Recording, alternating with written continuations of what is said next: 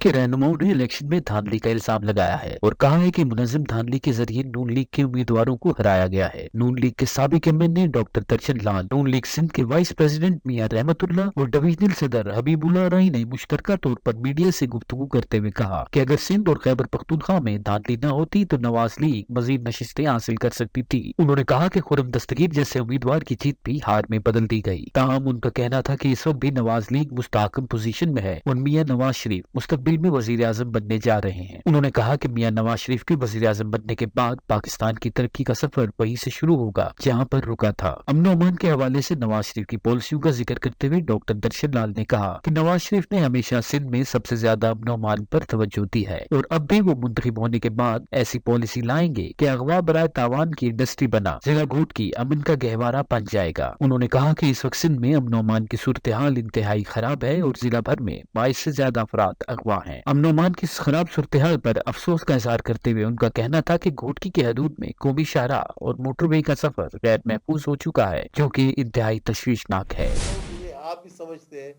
हम भी समझते हैं कि ये जो आज़ाद उम्मीदवार है ये कैसे जीते हैं, क्योंकि हमारी जीती हुई सीटें आप गुजरांवाला में चले, आप फैसलाबाद में चले, वो जीत रहे थे, लेकिन सुबह को उनको हरवा दिया गया। जो जैसे आप कह रहे नाम वाले लोग, खुर्रम दस्तगीर की बात मैं आपसे करता हूँ, जैसे वो जीत रहा था, लेकिन ये ऐसे ऐसे जो हमारे नाम वाले लोग थे उनको जिस तरीके से हराया गया है तो उसकी कोई मिसाल नहीं मिलती।